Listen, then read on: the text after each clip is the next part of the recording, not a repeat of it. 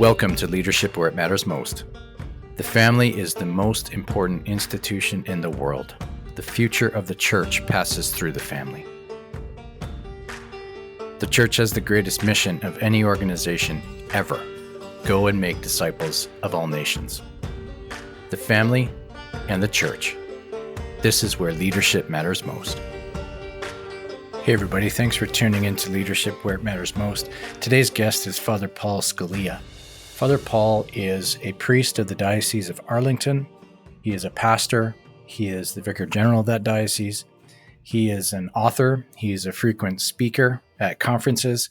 And I had the great privilege of meeting Father Paul when I went down to Florida, to Boynton Beach, to present to newly ordained priests and do about a 4-day workshop on leadership. And he and I had a brief opportunity and chance to share a glass of wine and muse on different things. It was a really just great conversation. Of course, I had known Father Paul because I think the first time I actually got to know him is when I watched a homily that he gave for his father, who, for those of you who know, is Antonin Scalia, the great conservative voice and long time serving member on the Supreme Court down in the States. And just a beautiful homily that Father Paul gave in honor of his father. We don't talk a lot about his dad, but we did talk a little bit about his testimony and growing up and what faith meant to him and that kind of thing. And then, of course, his calling into priesthood, and the rest of it is history kind of from there. So it was a really wonderful, rich conversation. After we were speaking about a little bit about his testimony, I wanted to know a little bit about the Diocese of Arlington, because it's only been operating as a diocese since 1974. They've only had 4 bishops in that diocese. So just to find out how that happened and a little bit of the lay of the land in that diocese. We spent a lot of time talking about the state of men today and the need for fraternity, the important voice of somebody like Jordan Peterson, what he is speaking to men and why it is resonating with men, particularly young men these days. We kind of then took that and applied some of that, and that animated our conversation about the state of priesthood and seminaries and the unfortunate isolation that a lot of men who are serving as Christ's priests in today's church are experiencing, and what they need and the fellowship that they need and the ongoing formation, the human formation and all that. So Father Paul is just one of these guys who I love spending time with. He's so wise. He's so grounded, such a clear disciple. He could speak on so many things. I mean, he's one of these guys that feels like he's an expert in everything. So put a plug out there. He's actually going to be in Vancouver in November, I believe, for an opportunity. Maybe I should wait and see because something might happen and may not go through, but I'm pretty sure he's going to be in Vancouver in November. Sorry to put that out there, but if he is, it's going to be an absolute blessing for the diocese, as he's got so much wisdom. So, hey, thanks for tuning in and enjoy this episode with Father Paul Scalia. Father Paul Scalia, welcome to the podcast. Thank you so much for being here. I really appreciate it. Brett, it's an honor to be with you. Thanks for the invitation. It was a joy to meet you when I was down in Florida. We had some short time. Well, you had just had a really long journey, and I was just impressed that you were able to keep up with us with your pipe and I think some scotch. That's right. I think I had wine that night, but definitely the pipe came out. It was just a joy. Really good to meet you. And again, thanks for doing this. Many people are going to know who you are. Some may not. So why don't you start off by just telling us a little bit about your story? Yeah. Well, I'm the 6th of 9 kids. Mom and dad, very solid in their faith. They met as Catholics. Both were at Harvard at the time, Harvard and Radcliffe, technically. So yeah, we grew up in a very, I don't want to say pious household because we didn't pray a whole lot, but there was a strong conviction and certainty that what the church taught was true, and this is who we are. And we go to Mass every Sunday, and we confess our sins, and this is who we are. And when you're one of 9, and we moved around a lot when I was growing up, boy, that gives you an identity, right? You move into town and you're 9 kids, and people, you have to kind of own who you are. So that was kind of the atmosphere growing up. And there was just this, and my parents would have priests over for dinner fairly often. My dad had a friend of his in high school was one of the first Opus Dei priests in our country. So I kind of grew up in that atmosphere of that sort of comfort with the faith and with priests, and just the knowledge that this was true and that this is important and this defines who we are. And then, in high school, just got more serious about my faith and met a a priest, got to know the priest in our parish very well, and he really taught me how to say prayers, the rosary. And I would go to Eucharistic adoration and things like that. That was a great blessing, and he really inspired in me the thought of the priesthood. Mm. I didn't let it bother me that much Yeah. in high school and a lot of college. But going into my, I guess, junior year of college, I had interiorly made the decision I was pretty certain that I was going to enter the seminary. And then going into my senior year, I started telling my friends that I was going to enter the seminary. And, some of the things that really drew me to that were, I guess, principally the conviction that, well, something's wrong, right? Something's wrong in the world. And that what the Catholic Church teaches and what she provides through her sacraments are the solution to what's wrong. And it doesn't suddenly make everything beautiful and perfect, but it is her truth and her grace, those things that the church bears throughout history and throughout the world that man's heart is really searching for. And I had also, I grew up in a pretty, I guess today we would say privileged area of the country in McLean, Virginia. So a lot of my classmates came from very wealthy families, but I knew that they still had problems. Mm. And then I went to a small liberal arts college, Jesuit college up in Massachusetts, and that was expensive as well. And so somewhat self-selective in the people that went there. And I saw suffering among them also. And so that really alerted me to the interior dimension of man's suffering and of what we really desire. Just one last moment that's kind of on, in my mind from my vocation stories. I interned on Capitol Hill between, I guess it was junior and senior year of college. And I was bustling about as an intern. And in Washington, D.C., interns think that they're very important, but Mm. really they're kind of plankton on the food chain. And so I'm bustling about, and I was delivering some package over to one of the Senate offices. And I had a real graced moment in which it just kind of occurred to me that as important as all this stuff is, it doesn't reach what needs to be reached. Mm. And what needs to be reached is the interior of man. And that is done by the teaching of truth and the conveying of grace. And that's what a priest does. And that's what nobody in public policy can do.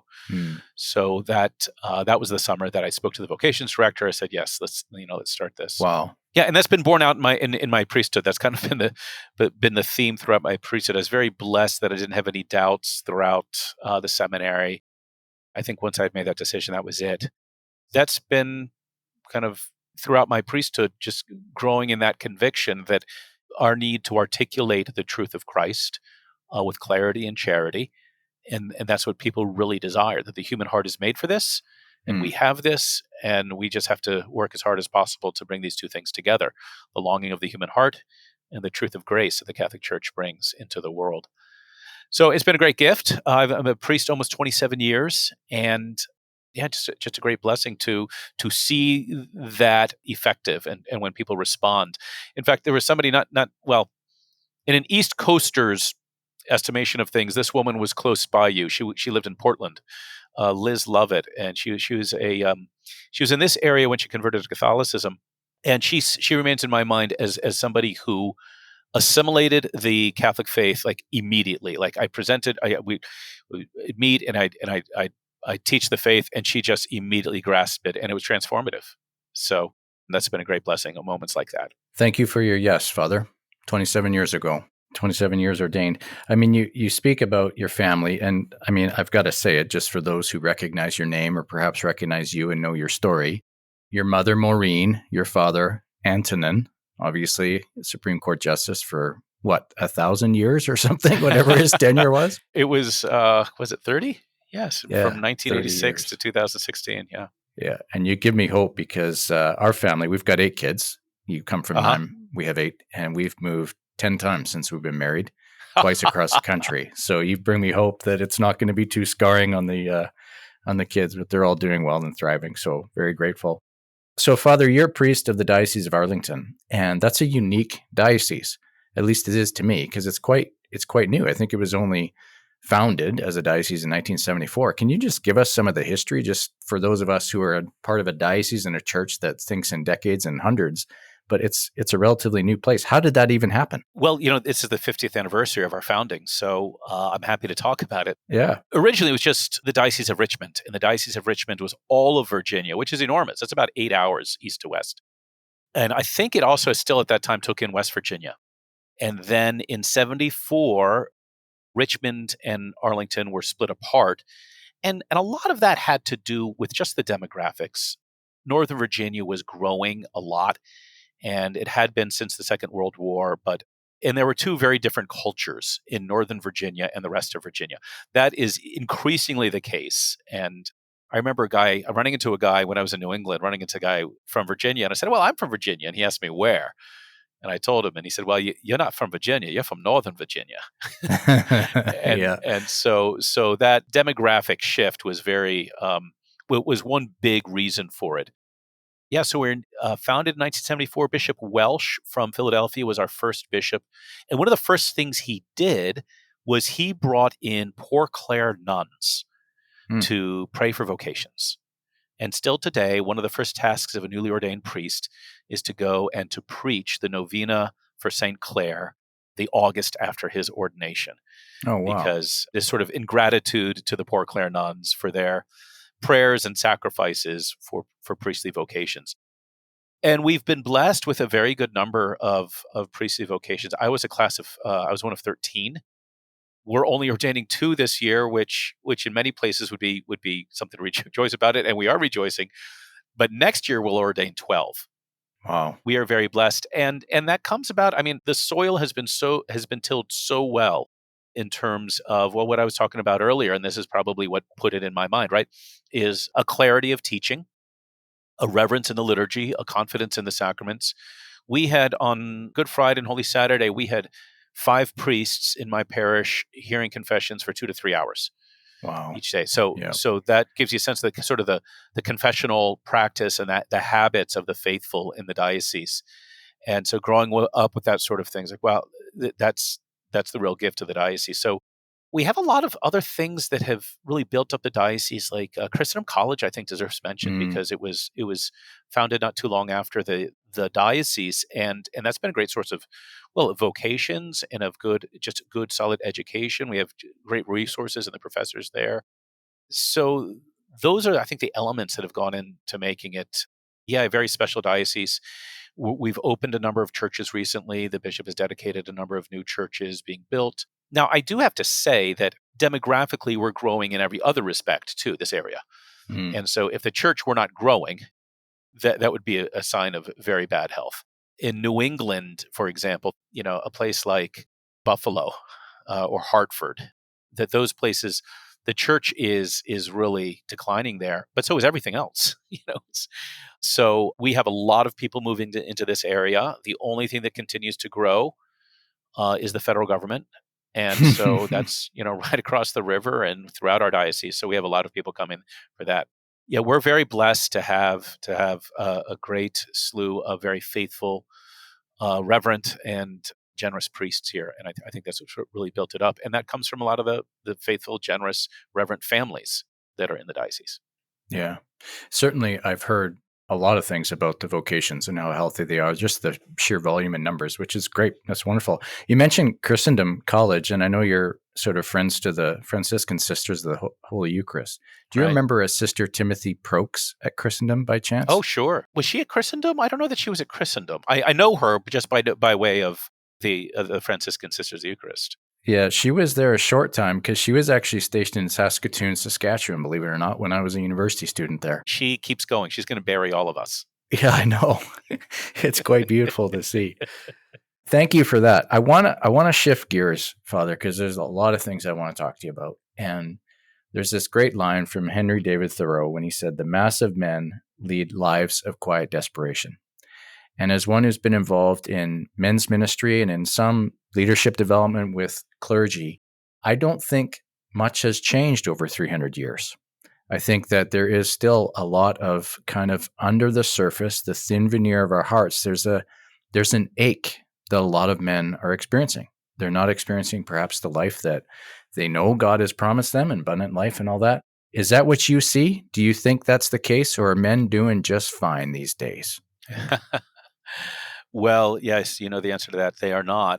You know, it's interesting that I think the parish. I'm very edified by the men in my parish. I have a lot Mm, of good husbands and fathers that provide good example.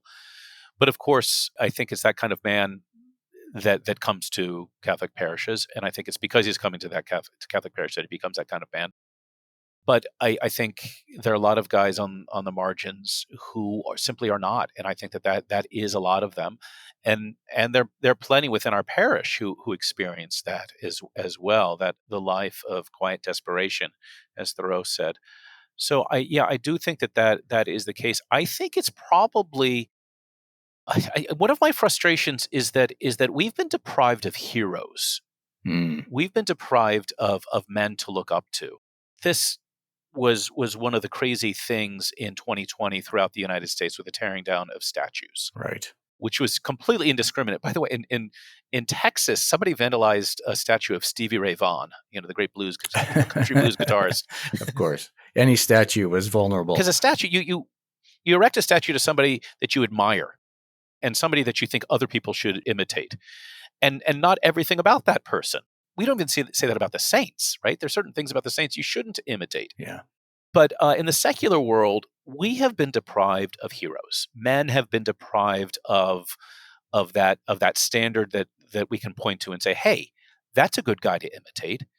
And so I think that makes things all the more difficult. And then, of course, the breakup of the family is terrible for wives and mothers. It's terrible for children, and it's terrible for men because they lose. Well, okay, now what is this all about? What does it mean to be a father? How can I be a father if I'm separated from the mother? And what does it mean to be a husband? So losing our bearings in that way, and of course, just the breakdown of the family in general is, a lot of men hasten that, unfortunately, but even more men suffer from that. So I think that is very much the problem today. I think also, a man used to need to provide and protect. That was his kind of foundational mission. And now we have welfare systems and social services such that man doesn't really need to do that. The police, you can call the police, and Mm, there are social safety nets that will continue to provide for you. Barack Obama had that campaign ad that was all about this one woman who really from cradle to grave was taken care of by the federal government, and it was a very telling ad because there was no man, and a man he needs to know that he's needed. And what we're discovering is that a man protects and provides in ways that are more important than the material and mm, physical. That he protects and provides in a spiritual manner in terms of character and human formation. That really is where husband and father is needed most, where men are needed most. And so we're in a situation now where we have to realize that why is a man important in a child's life? Why is a father important? It's not just because he protects and provides materially, but spiritually he provides what is needed for the child. mm. That's great. I want to kind of springboard a little bit and talk about sort of the state of where priests are at these days, Father, because I have, I guess, more opportunities to interact beyond just the friendships that I have with priests and bishops. I'm speaking of presbyterates and all that.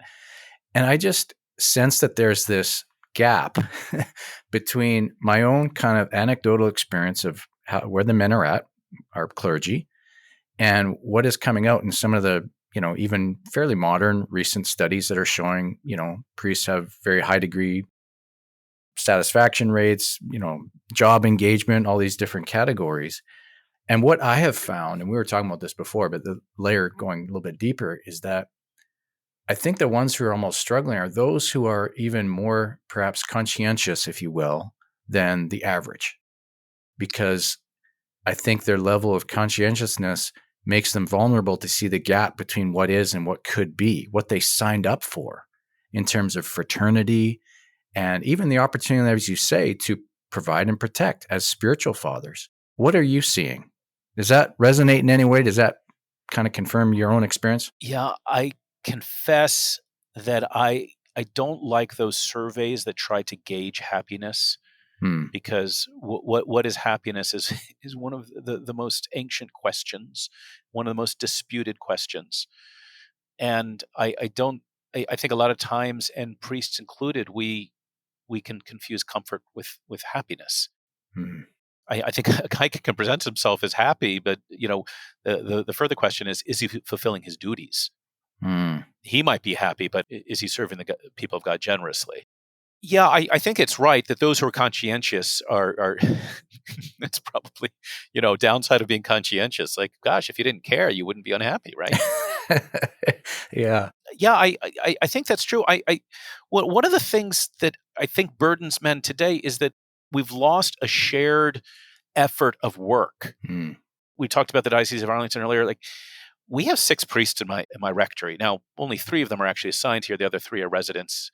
One's a chaplain, 2 are students. But that really, I mean, it's a gift to have those others, because there's a spirit of common service, common labor in whatever we're doing, and that's a very important thing. And I think men just generally are lacking that. Mm. I think in a lot of places in the United States today, priests don't have that shared effort. They're living alone. They're ministering alone. That becomes a burden, and that's a very dangerous thing. I think this afflicts bishops too, because, well, I mean, the bishop's in charge, so he can't confide in just anybody. And it's a danger. I don't know. I think that we can put the mission ahead of our need for community and our need for fellowship. I think Mm. that's a danger. The missionaries at Charity, for example, not uncommon for them to close the soup kitchen or whatever else it is that they run. They close it for a day, one day a week, because that's their day to kind of tend to the things they need to tend to. Yeah. And so priests living together and taking time to be together is hugely important. And it's not a luxury. It's not like, oh gosh, they're kind of slacking off or whatever else. No, it's something that is necessary. And Mm. you know what? People sense that. People sense that. Just earlier this week, I was at a get together with some priests, and we were going to go hiking, but it was raining, and so instead of going hiking, we went to a local distillery and sat and had a whiskey. Well, of course you would. That's the obvious alternative. Right, right. Well, it was there. And so there were 7 of us, and we were all we're on lay clothes. We're in mufti. And as we're on the way out, a lady stops us and says, "Are you all priests?" And I immediately thought, man, are we that poorly dressed Yeah. in casual clothes that she can identify as priests immediately? But what she picked up on was the fraternity. Mm. That's great. And she probably got, snippets of our conversation, which thanks be to God, was edifying. But people, I think, greatly desire that, and they want to see that in their priests, and they know when priests have it, and they know when they don't. Yeah. So, yeah, I think this is a huge concern for priests, and increasingly, because in most places priests don't live together, and and there needs to come a point where we say, you know what, we can't supply that parish over there won't have a full-time priest, Mm. because the priests are going to live together. Yeah. Now, it's easy for me to say because our parishes all You have c- that. Yeah. But I do think that taking care of that priesthood fraternity is increasingly important. And I think we have to realize that has to take precedent Yeah. over many other things that we do. Yeah. It's funny because I think that priest fraternity and the desire to live in community is certainly one very strongly felt category for those conscientious priests that notice the gap. And even when I was in Florida, I was working with the regional seminary and all the young guys, the parochial vicars who come in. And I share this often when I'm with presbyterates, is that I find it strange that we're not experiencing more of a deep fellowship among priests. When you look at other sort of constituencies, particularly of men, like in the military or even sports teams or police officers, when they as a cohort go through something difficult, that difficulty is the catalyst for a band of brothers. And I think most priests in the West look at the culture, look at the demise of Christendom and all the rest of it. We're going through something. And yet it's not being met with a new experience of real fraternity. And that's not just sad, it's unhealthy. It's like, I'll say this and then I'll let you riff, but it's like so many marriages do not go to the level perhaps that the Lord would want them to, because the husband and wife don't make that very difficult decision of inviting the spouse to be an ally in their pursuit of holiness. Not an adversary, right? Not someone that's nagging and all the rest, but holding up a mirror and lovingly, noticing the gaps. And we're going to close these together and recognizing that where we grind is an opportunity for holiness and all the rest. That would be a beautiful thing to see among the fellowship of priests. But that's where I see as one of these gaps. But do you see the same thing? Like, it's odd that our priests are not running into more fellowship and fraternity given the state of things right now. Yeah, I do think that it's happening more and more. So I do think that there is that response, especially among the younger priests. When I was ordained, fraternity in the rectory, it didn't even enter my mind. And not because I was opposed to it. It just wasn't an expectation of mine. And the men who are coming out of the seminary now, they expect that and they want that. And so it requires an adjustment on, priests of my generation, but it's a very good adjustment that we need that we need to make. I think also, what you just said there about holiness.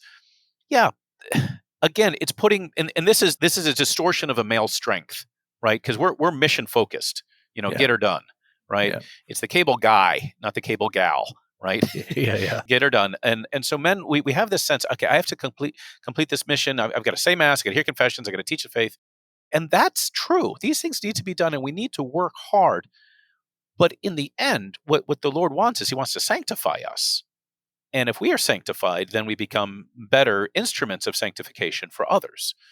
And so that's really kind of the should be, a purpose for living together, or at least an element of living together. Okay, are we striving for this together? It's always edifying when I walk into our rectory chapel and I see one of the other priests there, or see the breviary sitting out, sitting out on the table in the hallway.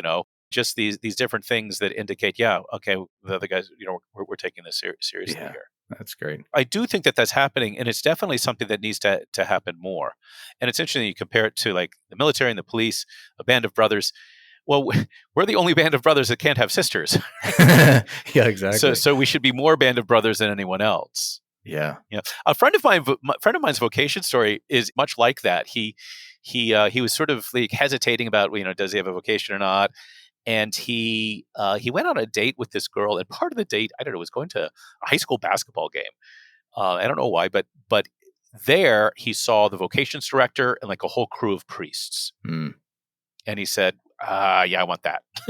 Yeah. I want that fraternity. I want that camaraderie. Isn't that great? That's awesome to hear.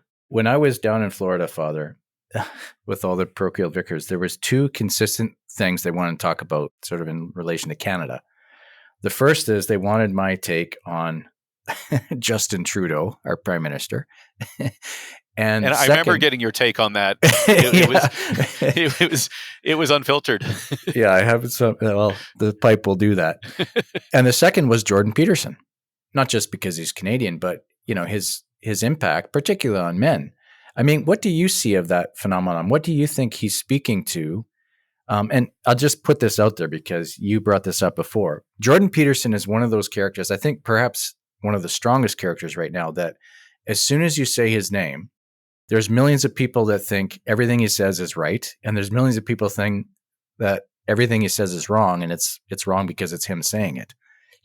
Obviously, I think he says some great things, and I can't believe some of the things he posts on Twitter. So just putting that disclaimer out there. But what do you think of the phenomenon? Like, what is he speaking to that is hitting particularly the men's hearts so powerfully right now? I think he values manhood and men being men, and the fact that there is such a thing as a man, and that which sounds Imagine absurd that. to say, and that there is such a thing as masculine virtues.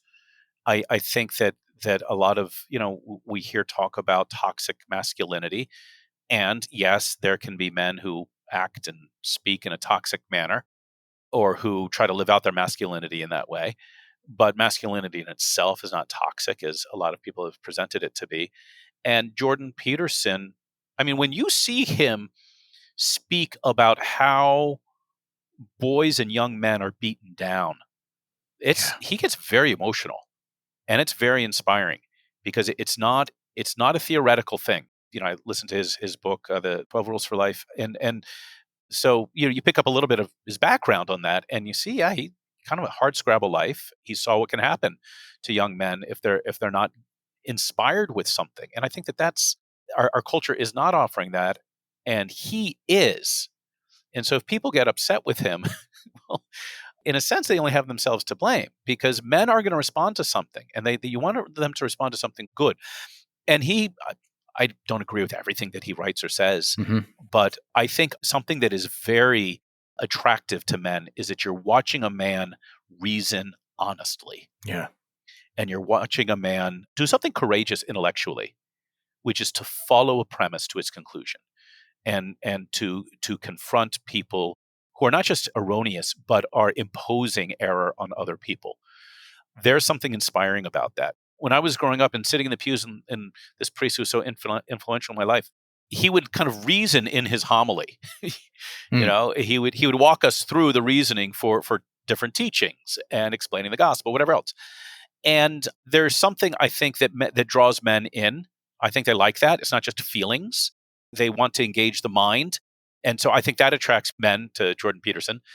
And this priest also, he was very courageous in his preaching. I mean, he would confront the big issue, such that when I was a newly ordained priest and I gave a pro-life homily, I couldn't believe how surprised the people were. Because I just figured, well, if you're a priest, you have to, every so often you have to preach against abortion, right? Yeah. If you're a plumber, you might have to, fix some pipes that you don't want to fix that are kind of messy, but you do it. So this priest gave that good example of preaching courageous, and I think Jordan Peterson does a similar thing. He confronts error, and I think that's inspiring to men to see somebody standing up like that. Yeah. Even his whole thing about dressing, he's a sharp Right. dresser, and Yep. and it's like, well, oh, okay, yeah, and gosh, I'd love for him to talk to some of the men that walk into my office for marriage prep and things like that. I just want to say, why don't you dress properly? But there's that seems like a small thing, but it's not. It's showing respect for oneself and projecting respect of oneself and respect for others. Absolutely. That resonates with men. One of the more powerful clips that I ever saw is basically he's saying that, it's not just okay to be a man, but there's a necessity for men. And he goes on to explain how men are often, working in these trades and, crazy hours and doing incredibly dangerous things. And it really touched me because most of our children have gone on, through university. One of our boys is in trades and he's doing a great job. And I literally wanted to go to the job site and just honor these men. And often now, and I have to dress in a suit every day, if I see construction workers that are kind of just standing, waiting for their job to do, I'll just walk up to them and say, you know what? Thanks for what you do.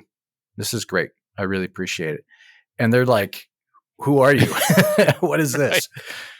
One of my summer jobs was building decks, and which is not like real hard construction. It's not hard labor. It's not like big time construction.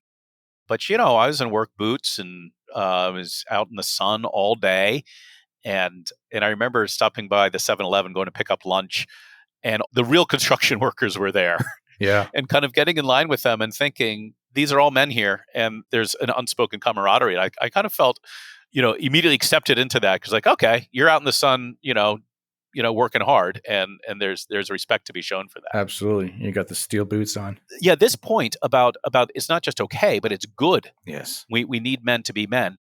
I don't know if this line is original to Jordan Peterson, but it's something to the effect of, if you're afraid of strong men, wait till you encounter weak men. And of course, a weak man is, I mean, Pontius Pilate. We just heard about it, right? I mean, the ultimate weak man. I think that's another thing that resonates.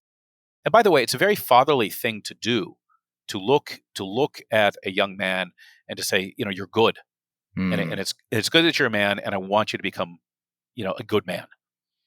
And I think men crave that. Absolutely. That's one of the things I noticed in him. We won't dwell too much on Jordan Peterson, but one of the things I appreciate about him is that it's not just cerebral and it's not just hard and fierce. There is a softness. There is a tenderness. Yes. And he manifests, like, I don't know if you saw this, but I mean, Tammy, his wife, was brought into the church, right, at Easter.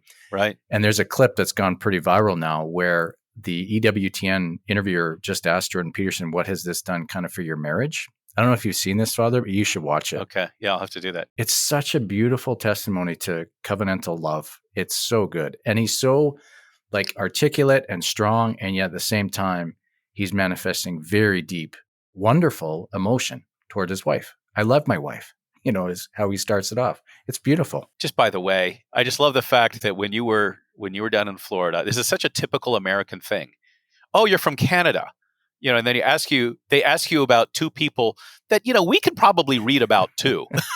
Yeah, exactly. It's not like do you know them? It's not like the Canadian websites are forbidden to us. We could read up on, on these figures as well. Very true. It's funny. Such a typically American thing. Yeah. Father, one of the things that you're pretty passionate about is spiritual fatherhood. Yeah. Yeah. Why is it so important to you, and why is it so important in the world and in the church right now? Yeah, I think we've already, touched on that a lot with Jordan Peterson in a sense. Well, it's important to me because I was a son who had a father, and not just my dad, but also I had spiritual fathers in my life. And so I know all that they did for me and how much they meant for me personally and how much I owe to them.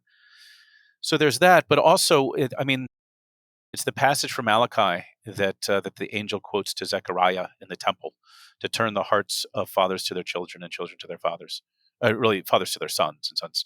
That our entire story is about father and son, and Christ has come into the world, and the typical superficial, shallow Christian view is that he came into the world as God in order to tell us how to live, and he got crucified for it. But he was raised on the third day, so it ended happily, right? But he came into the world as the eternal Son of the Father to share that sonship with us. And whether you're a man or a woman, you are introduced into the sonship of Jesus Christ. Jesus Christ doesn't have a daughtership; he has a sonship, and we're all introduced into that by way of baptism.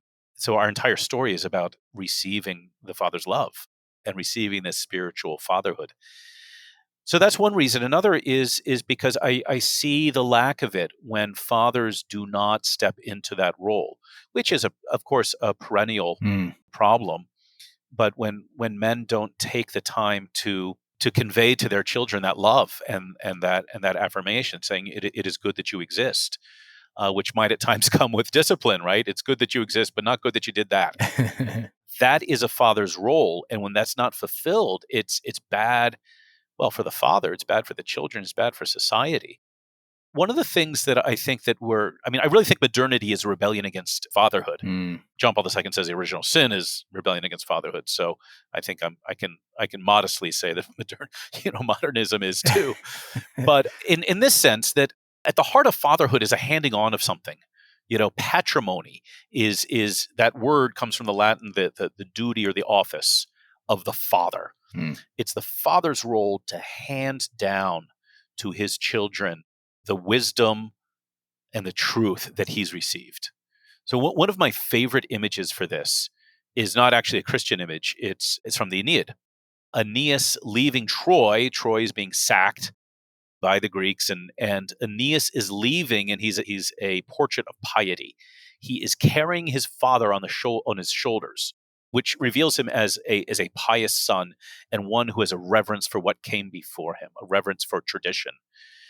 And he's leading his son by the hand, which means that he is a reverent son who takes his fatherhood seriously and takes seriously his obligation to hand on to his own son what he had received from his father.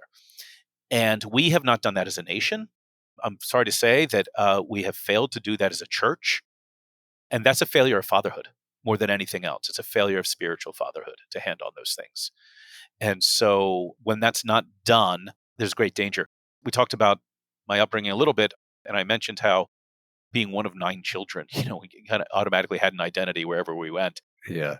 My father certainly conveyed that, right? Kind of, and I think this is a fatherly thing, is to confirm children in who they are.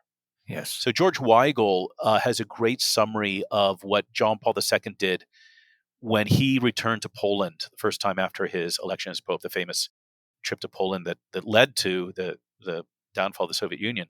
George Weigel says that what John Paul II did there is he said to the Poles, you are not who they say you are. Let me remind you who you are. And he's confirming them in their identity as Christians. And that is a very, very fatherly thing to do. So let me confirm you in your identity. You are my beloved child. You're also a child of God, more importantly. And these are all the gifts I have to give you. The gift of these traditions and this wisdom and this truth that I've received from others. Yeah. Oh, that's beautiful. There's a lot there. One of the things that came to mind just as you talked about John Paul and the sin of fatherhood, like a mentor of mine many years ago provided to me a job description of fatherhood that I've not forgotten, has always animated everything I've tried to do, and is just constantly failure. And that is to paint an accurate image of God the Father by the brush of your example. Oof. Right? Aspiring, impossible, and yet very directive. And so much of what I think we see in terms of pain in the home is a result of that disengagement. You mentioned the weak men. And one of the things I thought about is that, in the scandals that the church has seen and people have endured and suffered because of it, there's the acts themselves by the men who perpetrated them. Then there's the weak men. In some cases, I'm not blanketing, this is how it always happened, but there's weak men who knew and did nothing. Yeah. And that's unfortunately throughout history, right? Yeah. Beginning with Adam, right? Yeah, exactly. He stood by. He was there. He was Right. in the garden, could have done something, and he didn't. And this is why I think what we fear the most as men is the inclination to passivity. And in many ways, I think that's what Jordan Peterson is speaking to. Right. It's like stand up, shoulders out, Right. head high, not arrogance, not ambition that's unbridled, but be present. Well, it's interesting that in Chesterton, he writes about this, right? That we have the expression, be a man, Yeah. and you don't really say that about anything else. That we don't have the corresponding be a woman, Right. Yeah. and we wouldn't know what that is. As Chesterton says, you don't slap a crocodile on the back and say act like a crocodile. But a man really has that challenge before him. And a father, that advice, which is so poetically given and beautiful and haunting, that's what John Paul II says in different terms in Familiaris Consortio. That the mission of the father is to really relive the Father of God, like right there, to be that image. Yeah.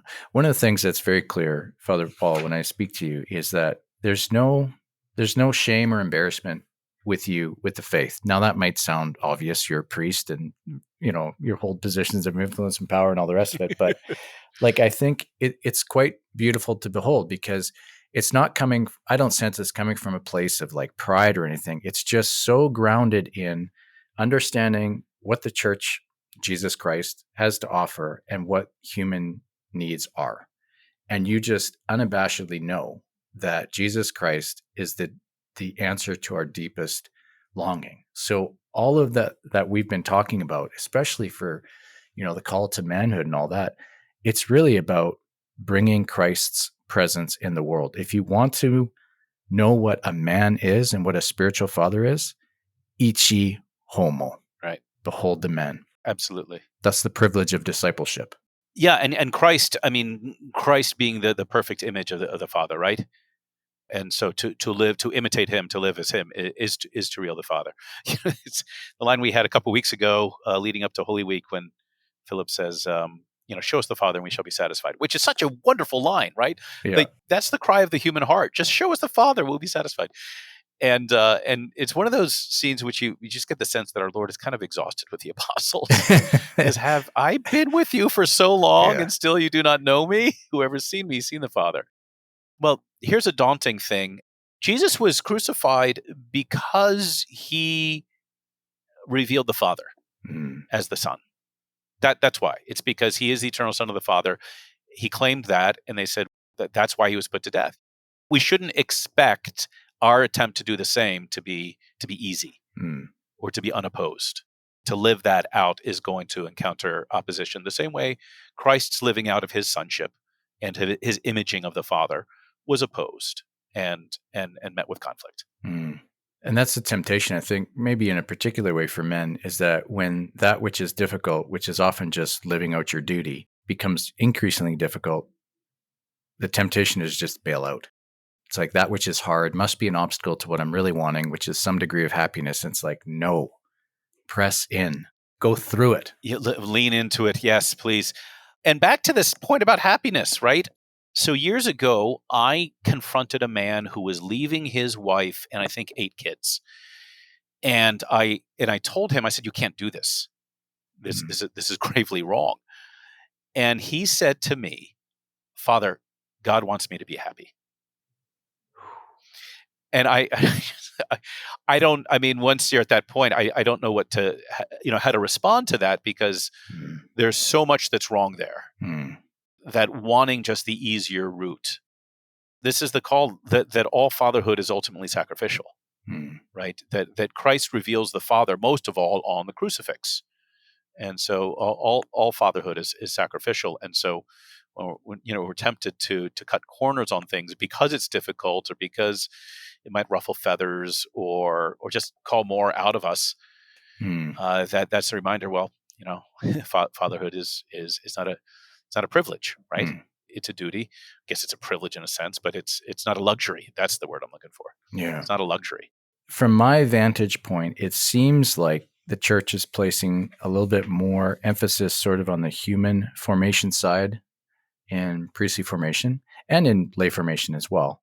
Maybe sort of drawing on some of the things that we've been talking about, like in your experience, both in terms of formating, young men, but also just having lived the priesthood for 27 years. Why is that important? Why is the human formation piece so important, especially today? Any thoughts on that? Yeah, sure. Well, the theological reason is because grace does not destroy nature, but perfects it. We never trivialize the natural virtues, or what has come to be called human formation, just those natural virtues that are inculcated, ideally inculcated in a family. And the reason that in formation programs, the church is putting more and more emphasis on human formation is because it's so lacking in so many situations, people coming from complete wreckage in their families. And I mean, that's always been the case to some degree. But if you just think about the number of people who are coming from broken families today as compared to 70 years ago, I mean, it's so much higher. And another reason is because just the guardrails of society have been removed. Christ has come to perfect our humanity, and to show us, what it means to have a human nature, and to live an authentically happy human life. If we don't have a concept of humanity and what it means to be human, we're going to have difficulty understanding Jesus Christ, because he reveals himself to us by way of his sacred human nature. And he does that first in a family, just everyday thing. We're talking about dressing, how you dress. These seem to be tangential, and people would say unimportant things, but no, actually they're important, because they get to just those foundational virtues that the pagan world had, right? In our Lord's day. I mean, the ancient pagans, I mean, they had their problems, but they had a concept of virtue and how one ought to live and how one ought to speak and act and so on. And so those things that I think kind of precede the gift of ordination and the grace of ordination, that those are in place. In the seminary, the line was, as the seminarian, so is the priest, which meant like, if you can't get up for the 6:30 mass in the seminary, there's not going to be this magical transformation that gets you to get up for the 6:30 mass when you're in the parish. And so, being dutiful, being disciplined, being courteous, polite, courageous. We could just think of all of these human virtues that really need to be built up, and those become, when those are infused by the grace of ordination, they become something very beautiful. But those really need to be in place in order for the other things really to have that atmosphere, that soil. That's the good soil which the grace falls. Yeah. It's funny. I always see similarities between sort of the vocation that I have as a husband and a father and that of the priesthood, because we have marriage formation, marriage preparation, which, does a good job of preparing couples to get married. But if you think you're done learning about being married the day you get married, it's not going to go well. In a similar way with the priest, right? Sure. My spiritual director, when I was ordained, he said it takes a while for the psychology to catch up with the ontology. Yeah, In other exactly. words, it takes a while for you to adjust that. Oh, yeah. In fact, when my first year in the parish, I was the first probably month. I was up in my room, and the receptionist down in the office buzzed me, and she said, "Father Scalia, there's someone down here who would like to speak to a priest." And I thought, "Yeah, so." And then it was, "Oh, that's me. I'm the priest." Yeah. But no, this is right. So when I work with engaged couples at the rehearsal, I pull them aside and I kind of just talk to them, just the three of us, and I say, "Well, so are you guys ready?" And inevitably they say, "Oh yeah, we're ready." And I just shake my head. I said, "No, you're not. You're not ready at all." And I don't like the term marriage prep, Right. because marriage prep gives the impression that, oh, once we're done, you'll be ready for marriage. No, you won't. You'll just be slightly less unprepared. That's it. Yeah, exactly. There's a lot of emphasis put by the bishops, by the Holy See, and by the bishops on ongoing formation as well. Yeah. Because it can be a very, very bad thing when a priest just halts his theological reading or his prayer or his discipline that he had in the seminary. It just stops. That's a very dangerous thing. He has to grow into his priesthood more and more. Yeah, I mean, one of the areas that I have accompanied clergy is in leadership development. And, some people would say, well, we need to put this in the seminary. I'm like, no, that actually is a Right. dumb idea. That's like having extensive parenting teaching for engaged couples. Right. There's no context, right? Years ago, I was at a conference and Scott Hahn was speaking. I ended up seated next to Kimberly Hahn, and they're just such great, great people. Yeah. And I was talking to Kimberly Hahn about marriage prep, and she said, Father, when they really need it is not so much ahead of marriage, but 5 years in, which is absolutely right. And so one of my parochial vicars and I have talked about the idea of re-Cana. You've got pre-Cana, Yeah. we'll do re-Cana. And, Yeah, exactly. and it hasn't gotten off the ground yet, but I think that's an important thing to do, is just, okay, you've been at this 5, 6, 7 years. How's it going? Let's, brush off all those things that you were told during marriage prep and never listened to. Right. Oh, that's so important. Father Paul, I think we're going to pause there, partly because I want our conversation to be a segue into the next time we can have a conversation. And there's still a lot more for us to talk about. Yes, absolutely. Yeah. Absolutely. So thank you. Thank you for coming on this. Thank you for all the yeses that you've given. Thank you for the witness. Thank you for, just being committed and dedicated and passionate about all the right things. Love your ministry. Appreciate you immensely. So thank you very much. Brett, thank you so much. It's been a real treat to be with you. We'll talk again. Listeners, I hope this has been a blessing to you. I'm sure it has been. Until next time, God bless you.